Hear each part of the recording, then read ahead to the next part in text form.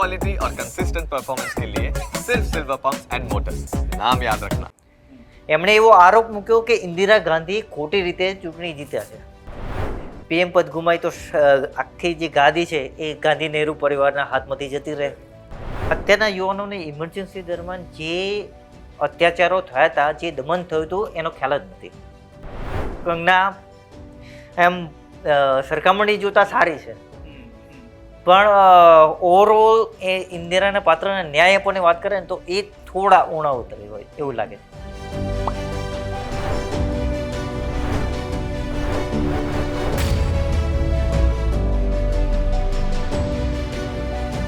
Kangana રનૌતની film આવી રહી છે ઇમરજન્સી. 6 સપ્ટેમ્બરે રિલીઝ થવાની હતી, પણ કોંગ્રેસના વિરોધના કારણે, શીખના વિરોધના કારણે હવે આ ફિલ્મ અટવાઈ છે અને હવે લગભગ 10-15 દિવસ પછી કદાચ રિલીઝ થઈ શકે. પણ આ ફિલ્મનો વિરોધ શા માટે થઈ રહ્યો છે? આ ફિલ્મ જે આવી રહી છે એ ખરેખર કેવી બની છે? ટ્રેલર પરથી શું એવું કંઈ દેખાય છે કે આમાં કંઈ ખોટું છે? વિરોધ કેમ થઈ રહ્યો છે? ઇમરજન્સી શું હતી? એ જ બધી આપણે આજે વાત કરવાની છે રૂશાંકભાઈ જોડે. રૂશાંકભાઈનું પોઈન્ટ ઓફ વ્યૂ જાણવાનું છે. રૂશાંકભાઈ, સૌથી પહેલાં તો એ જાણવું છે કે ઇમરજન્સી, કેમ કે એક સમય હતો 1975નો જ્યારે આખું ભારત અટવાઈ ગયું હતું, શા માટે આવી હતી ઇમરજન્સી? ઇમરજન્સીના મૂળમાં એવું છે કે ગાંધી નહેરુની સત્તા હોવી જોઈએ એવો આરોપ છે. બીજેપી આવો આરોપ મૂકી રહી છે. 1971ની ચૂંટણીમાં રાયબરેલીની બેઠક પરથી ઇન્દિરા ગાંધી જીતી ગયા હતા. સ્વાભાવિક રીતે એ એમની જીતને યોગ્ય ગણાવે છે, પણ એમની સામે જે ઉમેદવાર ઊભા હતા એ સમાજવાદી નેતા હતા રામનારાયણ. એમણે એવો આરોપ મૂક્યો કે ઇન્દિરા ગાંધી ખોટી રીતે ચૂંટણી જીત્યા છે. ખોટી રીતે તો કેવી રીતે? તો એમણે સરકારી મશીનરીનો ઉપયોગ કર્યો હતો. સરકારી અધિકારીઓ એમના ચૂંટણી પ્રચારમાં હતા, સરકારી વાહનોનો ઉપયોગ કર્યો હતો પ્રચારમાં. વાત અલ્હાબાદ હાઈકોર્ટમાં પહોંચી. અલ્હાબાદ હાઈકોર્ટે પણ વિચાર્યું, બધા પુરાવા જોયા, ચકાસ્યા અને આખરે નિર્ણય કર્યો કે રાજનારાયણની વાત સાચી છે. ઇન્દિરા ગાંધીજી ખોટી રીતે ચૂંટણી જીત્યા છે. આ વાત અદાલતમાં પુરવાર થઈ. એટલે કોઈ પણ સંજોગોમાં ઇન્દિરા ગાંધી પીએમ પદે નહોતા રહી શકતા. હવે પીએમ પદ ગુમાવવું એમને પરવડે એમ નહોતું. પીએમ પદ ગુમાય તો આખી જે ગાદી છે એ ગાંધી નહેરુ પરિવારના હાથમાંથી જતી રહે.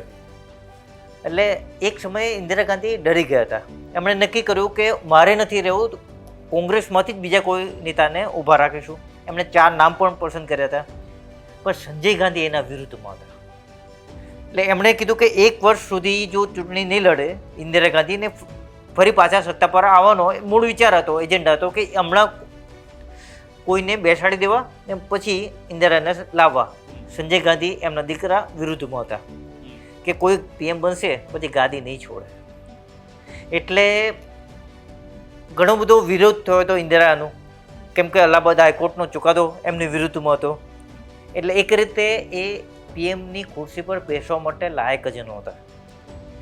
પણ સામે વિરોધ પણ હતો અને આવા સંજોગોમાં એમને વિચાર આપવામાં આવ્યો કે કટોકટી લાદી દો. એક વખત ઇમરજન્સી લાદી દો, કટોકટી લાદી દો, એટલે સંપૂર્ણ સત્તા પીએમના હાથમાં હોય. એટલે બેઝિકલી જે વિરોધીઓને શમન કરી દેવા માટે, પોતાની સત્તા ટકાવવા માટે ઇમરજન્સી લાદવામાં આવી હતી. ને એ સમયે પોતાના વિરોધીઓને જે કચડી નાખ્યા ઇન્દિરા ગાંધી, એ વખતે આપણને હિટલરની પણ યાદ આવી જાય. જ્યોર્જ ફર્નાન્ડિસને જ્યારે અદાલતમાં લાવ્યા હતા ત્યારે હાથકડીઓ બાંધીને જાણે કોઈ અપરાધીને લાવવામાં આવ્યો હોય ને એ રીતે એમને લાવવામાં આવ્યા હતા. મોટા મોટા નેતાઓને પણ જેલની પાછળ પૂરી દેવામાં આવ્યા હતા. મીડિયાને પણ આઝાદી નહોતી. કંઈ પણ છાપવું હોય તો બધા અખબારોમાં સરકારી ઓફિસર બેસી જાય. જે કંઈ પણ લખવું હોય, છાપવું હોય એ બધું એ અધિકારી ચકાસે ને એ જ છપાય. એટલે ઇન્દિરાની વિરુદ્ધમાં કંઈ પણ ન છપાય. તમે સમજો, એ સમયે એક ઇંગ્લિશ અખબારે આખું બ્લેન્ક પેજ છાપ્યું એના ઇમરજન્સીના વિરુદ્ધમાં. અમારે કશું જ નથી છાપવું, કાળું પેજ આખું. એટલે એ રીતે પણ લોકો વિરોધ કરતા હતા. ફિલ્મો ઉપર પણ વિરોધ હતા. એક સિંગરના ગીતો પર પણ બેન મૂકી દેવો હોય તો, કેમ કે એણે ઇન્દિરાનો વિરોધ કર્યો હતો. એટલે આવી રીતે સામાન્ય માણસોની તો શું વ્યથા આવે એટલે ટૂંકમાં ઇમરજન્સી દરમિયાન દરેકની આઝાદી જે હતી છીનવી એ લીધી. છીનવી લેવામાં આવી હતી. હવે આ બધી વાત કરી એટલે ટ્રેલર આપણે જોયું તો એમાં ક્યાંય આનાથી કંઈ બહારનું બતાડેલું છે, કંઈ ખોટું બતાડેલું છે? ટ્રેલર જોઈને એવું લાગે છે કે કંઈ ખોટું છે કે જેના કારણે વિરોધ થઈ રહ્યો છે? એકચ્યુઅલી બે વાત છે. અત્યારે રાહુલ ગાંધી છે તો અત્યારે યુવાનોને સાથે કનેક્ટ કરવાની કોશિશ કરી રહ્યા છે. અત્યારના યુવાનોને ઇમરજન્સી દરમિયાન જે અત્યાચારો થયા હતા, જે દમન થયું હતું એનો ખ્યાલ જ નથી. હવે જો આ ઇમરજન્સી ફિલ્મ આવે તો એના દ્વારા યુવાનોને ખબર પડે કે રાહુલ ગાંધીના પૂર્વજોએ કેવા અત્યાચારો કર્યા હતા લોકો પર. એટલે એ વાત કોંગ્રેસની વિરુદ્ધમાં જાય, કોંગ્રેસની વિરુદ્ધ નેરેટિવ સેટ કરે. એટલા માટે કોંગ્રેસ એની વિરુદ્ધ કરે છે, એમાં વાતો કરે છે, ફિલ્મની વિરુદ્ધ કે ફિલ્મનો વિરુદ્ધ કરે છે. અને સેકન્ડ થિંગ કે આ ફિલ્મ એક રીતે ઉગાડે છે, આખું એક પ્રકરણ ઉગાડે છે લોકોની સમક્ષ એ સમયના અત્યાચારોને. ને વાત ટ્રેલરમાં છે, ફિલ્મ તો આખી કોઈ જોઈ નથી, આમ છતાં લોકો વિરોધ કરે છે. અને ટ્રેલર જોતા તો એમ લાગે કે એક ઘણા ખરા અંશે ડાયલ્યુટ કરીને બતાવવામાં આવ્યું છે. હું તો એમ કહીશ જે એ સમયના અત્યાચારો છે તો એને પણ ડાયલ્યુટ કરીને બતાવે. તો એટલે ટ્રેલરને લઈને ફિલ્મનો વિરોધ કરે તો એ ખોટું છે, કેમ કે દસ્તાવેજો છે, આપણી પાસે પુરાવા છે કે ઇમરજન્સી દરમિયાન કેવી રીતે લોકો પર અત્યાચારો થયા હતા. સામાન્ય માણસો, મીડિયા, નેતાઓ, વિરોધ પક્ષના નેતાઓ. એટલે એ ફિલ્મમાં હશે જ ને એ સાચી વાતનો કોઈ રજૂ કરે તો એનો વિરોધ ન કરવો જોઈએ. અને બીજી વસ્તુ કે ગમે ત્યારે કોઈ પણ ફિલ્મનો ઋષાંકભાઈ વિરોધ થાય ને એટલે એ ફિલ્મ વધારે ચાલતી હોય છે, એ પણ છે. એટલે બીજી વસ્તુ આ પણ હોઈ શકે કે વિરોધ ભલે થઈ રહ્યો છે પણ એ વિરોધના કારણે આ ફિલ્મ ભલે 6 સપ્ટેમ્બરે રિલીઝ થવાની હતી પણ હવે પાછળથી થશે, પણ એના કારણે ફિલ્મને ફાયદો તો થવાનો જ છે. હવે શું લાગે તમને, ખાલી નાનું ટૂંકમાં મને કહેજો કે કંગના જે આખો રોલ, મેન રોલ એમનો છે, પાત્ર બરાબર ભજવે છે? હા, મને ઇન્દિરાનું બહુ લોખંડી વ્યક્તિત્વ, એકદમ પાવરફુલ વ્યક્તિત્વ છે, તો એ વોઇસમાં મને ન લાગ્યું. હા. ને એક્ટિંગ, અત્યારની જનરેશનમાં એક્ટિંગ કંગના એમ સરખામણી જોતા સારી છે, પણ ઓવરઓલ એ ઇન્દિરાના પાત્રને ન્યાય આપવાની વાત કરે ને તો એ થોડા ઊણા ઉતરી હોય એવું લાગે છે. થોડા. અને આની પહેલા પણ ઘણી બધી ફિલ્મો મને ખ્યાલ છે ત્યાં સુધી, ભલે પ્રોપર કદાચ ના આવી હોય પણ એવી ઘણી ફિલ્મો છે કે જેમાં ઇન્દિરા ગાંધીના રોલને ભજવ્યો હોય, ઇન્દિરા ગાંધી આ ઇમરજન્સીને જેમાં બતાડવામાં આવી હોય, એ વખતે કોઈ વિરોધ કદાચ નથી. મધુર પુંડકરની હિન્દુ સરકાર આવી હતી એ વખતે પણ વિરોધ થયો હતો. અને મજાની વાત એ છે કે ઇન્દિરા ગાંધીના સમયે જ આંધી ફિલ્મ આવી હતી, ગુલજારે બનાવી હતી. ઓકે. ને એ સમયે આના પર બેન મૂકી દેવો આવ્યો હતો, આંધી ફિલ્મ ઉપર. આંધી ફિલ્મ પર. ને આ ફિલ્મનું એકચ્યુઅલી આ આંધી ફિલ્મ અત્યારે યુટ્યુબ પર ને બધે અવેલેબલ છે. એકચ્યુઅલી એ ટાઈમે જે કેરેક્ટર છે ઇમરજન્સી પર નહીં પણ ઇન્દિરા ગાંધીથી પ્રેરિત છે. ઓકે. એટલે પછી 1977માં ઇન્દિરા ગાંધીની સરકાર ગઈ, બીજી પાર્ટીની સરકાર આવી ત્યારે એ ફિલ્મ રિલીઝ થઈ હતી. એટલે આખી વાત રાજકીય ઈરાદા છે. એટલે આપણે તો ચલો એવું આપણે અઝ્યુમ કદાચ કરવું હોય તો કરી શકીએ કે કદાચ સરકાર બદલાય, કદાચ તો કદાચ બીજી કોઈ ફિલ્મો પણ આવી શકે કે એનો વિરોધ પછી કદાચ બીજેપી. હવે હું બીજી વાત કરું કે અત્યારે ઇમરજન્સી ફિલ્મ છે કંગનાની, તો એ ફિલ્મ કોંગ્રેસ શાસિત રાજ્યોમાં નહીં પણ ચલાવે. હા, એટલે કોઈ પણ રીતે એ ફિલ્મ ત્યાં ન પણ ચાલે. એટલે ક્યાં ચાલે તો પછી કે યુપી, ગુજરાત, મધ્યપ્રદેશ આવા રાજ્યોમાં જ પછી ચાલે. એટલે એને લિમિટેડ જ મળવાનું છે. અચ્છા, આની ટિકિટો પણ વેચાશે મને લાગે છે ફ્રીમાં કદાચ. એટલે બીજી વાત એ છે કે પંજાબમાં પણ વિરોધ છે, શીખો પણ વિરોધ કરી રહ્યા છે. તે એક ખાલિસ્તાન ફેક્ટરને કારણે.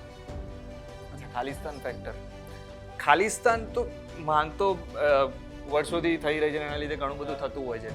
એટલે ખરેખર એવું હતું ખાલિસ્તાનનું? એકચ્યુઅલી બિલકુલ હતું. ઓપરેશન બ્લુ સ્ટાર શેના માટે હતું? ખાલિસ્તાન અલગ પંજાબ માટેની માંગણી કરે છે, એ જ ખાલિસ્તાન છે. ને આ માંગણી અત્યારથી નથી, પહેલાં બહુ જ લોહિયાળ જંગ થઈ ચૂક્યો છે. અત્યારે પણ છે ના. અત્યારે જો તમે એમ માનતા હોય કે ખાલિસ્તાની વિચારસરણી પંજાબના લોકોમાં નથી, હું બધા પંજાબની વાત નથી કરતો, પણ પંજાબમાં અમુક લોકોમાં છે, અને એનો પુરાવો પણ હું તમને આપું. અમૃતપાલ જે ખાલિસ્તાની છે એ ચૂંટાયો છે, જેલમાં છે, તો પણ એ ખાલિસ્તાનની વાત કરે તો એ ચૂંટાયો તો એને જે વોટ આપનાર લોકોને તો ખ્યાલ છે કે ખાલિસ્તાની છે, તો એને શા માટે એને વોટ આપ્યો? તમારે એની વિચારસરણી એને સંબંધિત હશે, એનાથી મેચ થતી હશે તો જ તમે વોટ આપ્યો હશે ને. એટલે આ બહુ જ ને ખાલિસ્તાની અમૃતપાલને સપોર્ટર્સ પણ અત્યારે મોટી સંખ્યામાં છે. એટલે ખાલિસ્તાની આખું નેટવર્ક છે.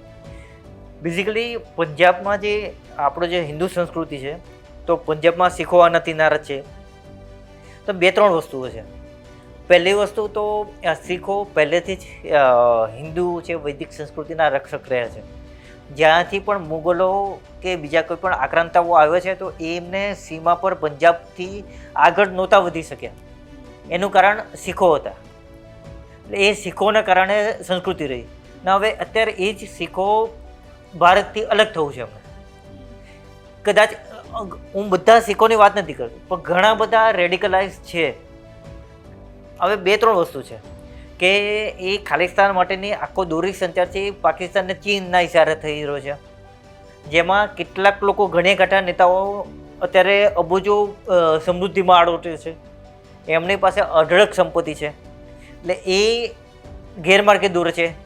એ લોકો એવી વાતો કરે છે કે ખાલિસ્તાન રચાશે તો પંજાબનો ઉદ્ધાર થશે, ભારતની સાથે ઉદ્ધાર નહીં થાય. હવે જેવું ખાલિસ્તાન બનશે, ધારો કે નથી જ બનવાનું, જેવું ખાલિસ્તાન બનશે પાકિસ્તાન અને ચીન એના પર કબજો કરી લેશે. એટલે એક વિચારસરણી છે કે ખાલિસ્તાનની છે, ને આ જ ફિલ્મમાં બતાવ્યું છે, ઇમરજન્સી ફિલ્મમાં, કે ખાલિસ્તાનની એટલે શીખોનું એવું કહેવું છે કે એને ગેરમાર્ગે ખોટી રીતે બતાવવામાં આવ્યો છે. જો ખોટી રીતે બતાવવામાં આવ્યો હોય તો ખાલિસ્તાની અત્યાર સુધી આંદોલન શા માટે ચાલ્યું? સેકન્ડ થિંગ કે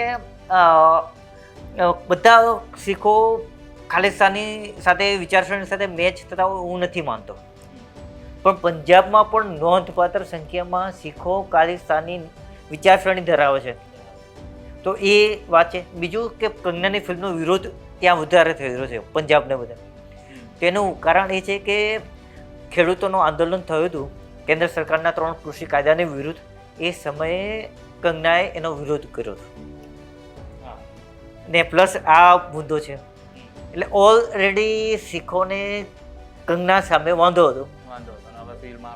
ફિલ્મ આ પ્રકારની ફિલ્મ આવે છે, વિરોધ તો થવાનો છે. હવે બીજી વસ્તુ કે જો કંગના આપણને ખબર છે કે બીજેપી બરોબર, બીજેપીનું શાસન, તો હવે આ પ્રકારની ફિલ્મ આવી રહી છે, બીજેપીનું શાસન છે, એટલે જો 6 સપ્ટેમ્બરે પણ રિલીઝ કરવી હોત તો થઈ શકે, પણ છતાંય અટવાઈ છે ફિલ્મ.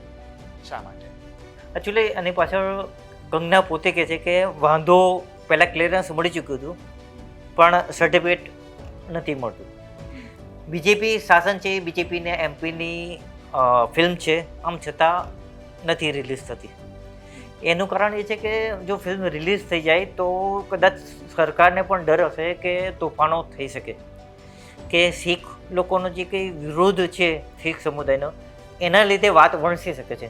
ને પ્લસ તમે સમજો કે કોંગ્રેસની સરકાર હતી પંજાબમાં, કોંગ્રેસના કાર્યકરોએ શીખોની હત્યાઓ કરી છે જ્યારે ઇન્દિરા ગાંધીની હત્યા થઈ ત્યારે.